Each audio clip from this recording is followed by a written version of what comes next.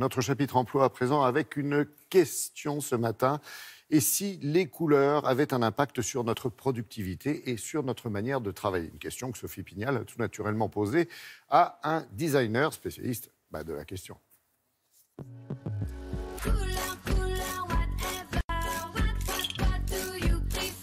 Nous nous trouvons ce matin dans un espace de coworking situé en plein centre de Paris. Et vous allez le voir, ici, une large place est accordée à la couleur. Ça fait un petit peu plus d'1 an maintenant qu'on a ouvert cet espace de travail collaboratif qui accueille 2300 travailleurs. On a tous, pendant nos heures de travail, des moments de travail différents. Il y a ces moments où on a besoin d'être concentré, être face à son écran, mais on a aussi des moments plus créatifs où on a besoin de réfléchir. On a aussi besoin de moments où on a besoin d'échanger, besoin de passer des coups de téléphone, d'être stimulé pour avoir des nouvelles idées. Et donc, on a prévu des espaces colorés et agencés différemment. Jean-Gabriel Causse, auteur du roman Les crayons de couleur, s'intéresse depuis de nombreuses années à l'impact des couleurs sur notre vie, personnelle ou professionnelle.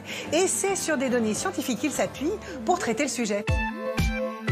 Les couleurs ont une influence qui va bien au-delà de ce qu'on pouvait imaginer. En Occident, on se rend compte que les bureaux, la plupart, sont blancs.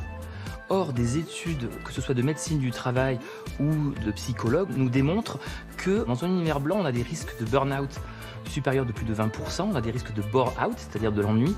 Donc, c'est pas une bonne couleur pour la productivité. Les bonnes couleurs pour la productivité dépendent déjà de ce que vous voulez faire.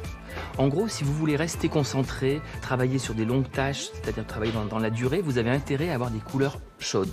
Donc là, on est très bien dans des ambiances chromatiques rouges, orangées, où là, vous allez pouvoir vraiment travailler longtemps. On se rend compte que dans du rouge, par exemple, vous tapez plus vite sur votre clavier que dans des couleurs froides. Dans du bleu, par exemple, vous allez être beaucoup plus créatif, mais moins collectif. Le vert, formidable couleur d'équilibre. Dans du vert, vous êtes bien.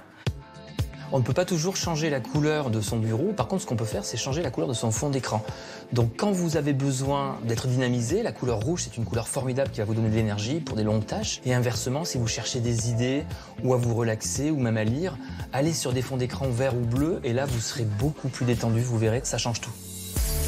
Le jaune est une formidable couleur qui symbolise l'intellect. C'est une couleur qui est à la fois chaude et en même temps qui nous permet vraiment de réfléchir. C'est une des plus belles couleurs qui soit. La couleur est en train de revenir dans nos espaces de travail en France, en particulier dans les espaces de coworking. Vous voyez des couleurs très vives, une réunion dans celle-là, vous allez voir la vie en rose, vous allez avoir une certaine imagination. C'est une très bonne couleur pour un avenir radieux. Inversement, quand vous avez une couleur comme celle-là, avec du vert, vous êtes dans du calme, vous êtes dans quelque chose de beaucoup plus équilibré. Voilà une formidable ambiance chromatique pour travailler. Vous avez à la fois des couleurs chaudes, des couleurs froides. Donc selon votre tâche, selon les personnes, quand on est nombreux dans un même espace, c'est l'idéal. Conclusion ? Mettez de la couleur dans votre vie, personnelle ou professionnelle.